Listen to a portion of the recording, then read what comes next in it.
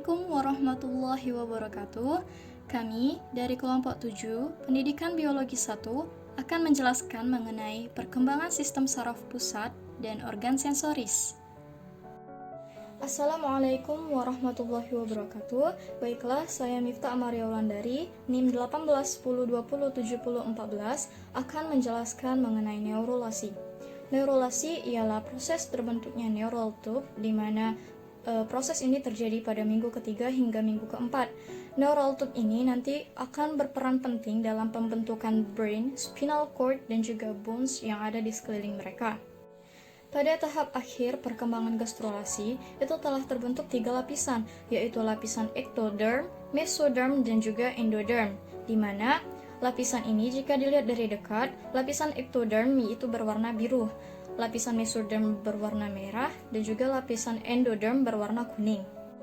Tepi lateral ectoderm di sini akan terangkat dan akan membentuk lipatan neural yang disebut dengan neural fold.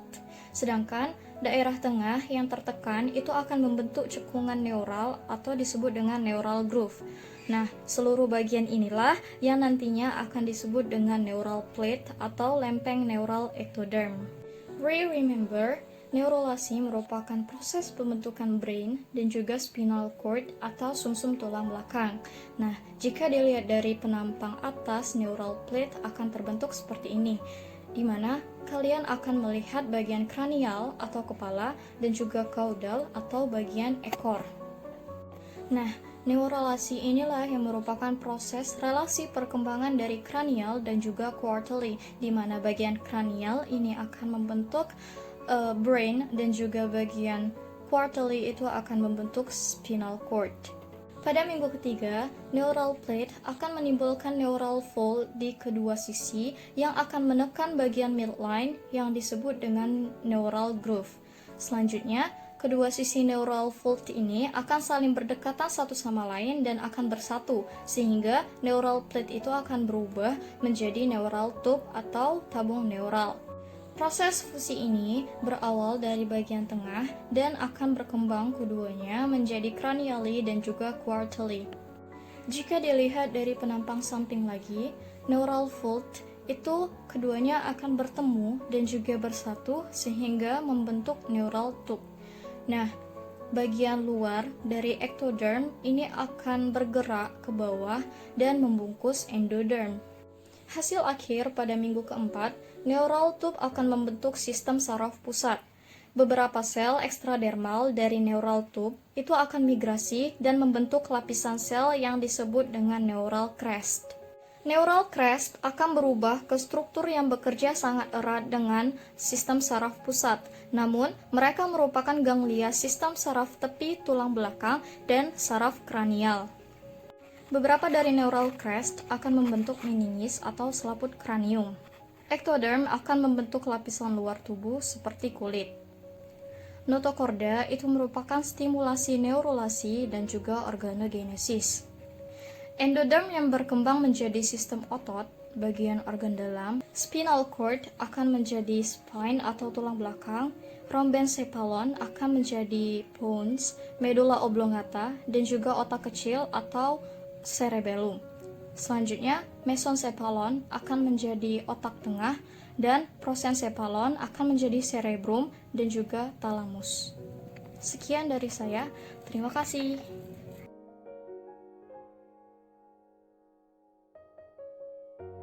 Assalamualaikum warahmatullahi wabarakatuh. Perkenalkan, nama saya Cita Utami.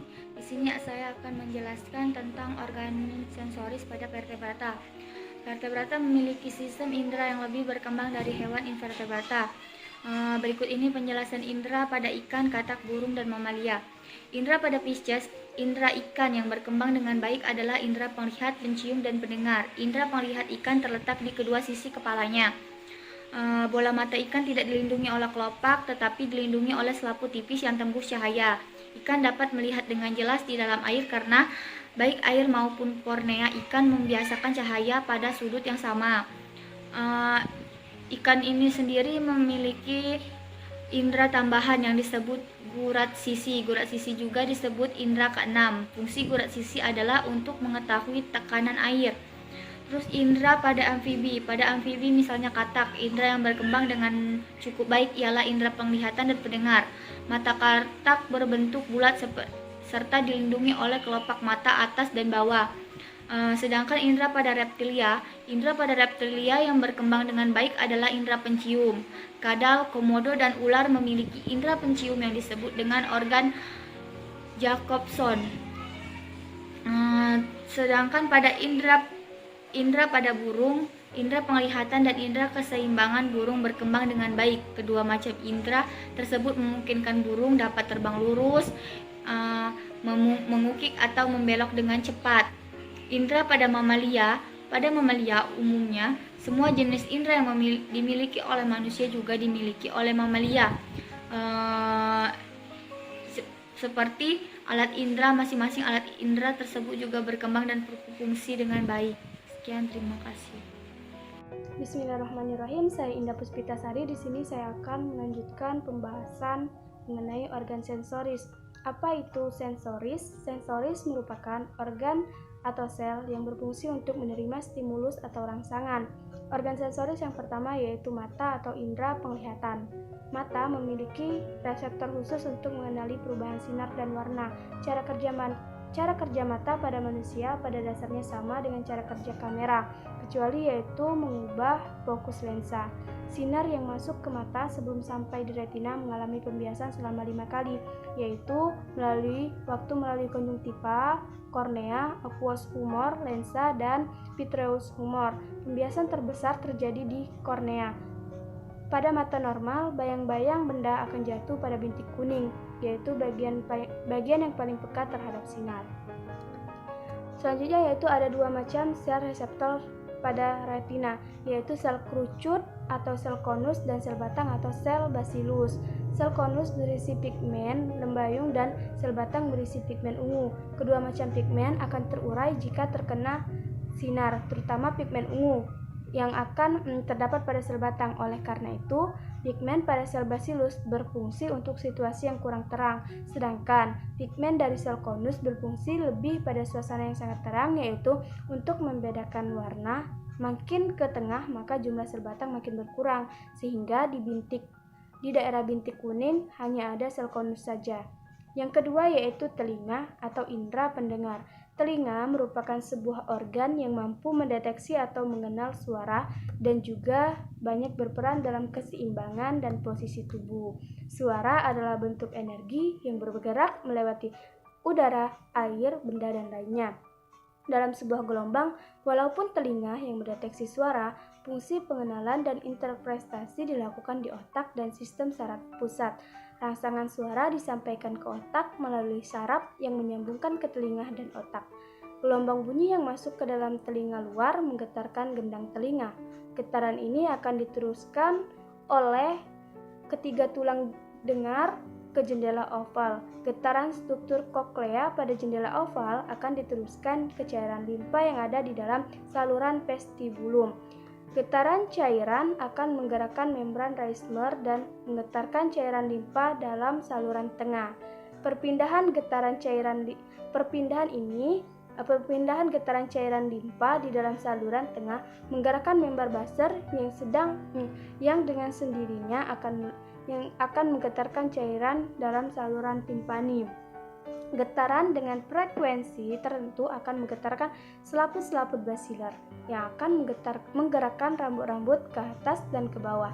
Ketika rambut-rambut sel menyentuh membran tektorial, terjadilah rangsangan atau impuls. Getaran membran tektorial dan membran basilar akan menekan sel sensori pada organ korti dan kemudian akan menghasilkan impuls yang akan dikirim ke pusat pendengar di dalam otak melalui syaraf pendengaran. Yang selanjutnya yaitu kulit atau indera peraba. Epidermis tersusun atas 4 lapis sel, yaitu stratum germinativum yang berfungsi membentuk lapisan di sebelah atasnya. Yang kedua yaitu stratum granulosum yang berisi sedikit keratin yang menyebabkan kulit menjadi keras dan kering. Selain itu, sel-sel di lapisan granulosum umumnya menghasilkan pigmen hitam atau melanin. Kandungan melanin menentukan derajat warna kulit kehitaman atau kecoklatan. Selanjutnya yaitu stratum lucidum merupakan lapisan yang transparan, dan yang selanjutnya yaitu stratum corneum merupakan lapisan yang paling luar.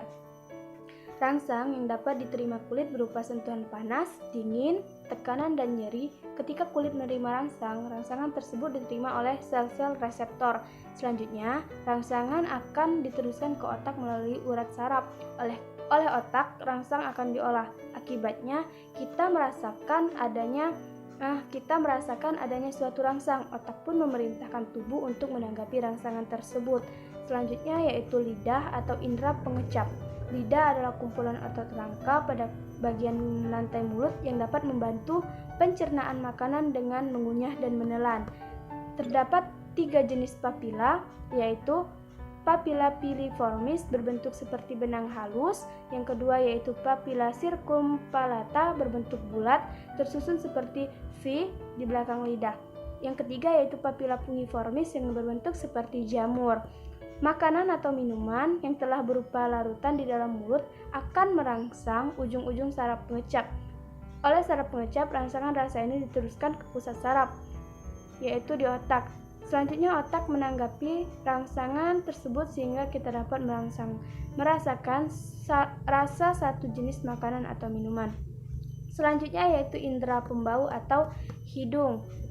Indera pembau manusia berupa kemoreseptor yang terdapat di permukaan dalam hidung, yaitu pada lapisan lendir bagian atas.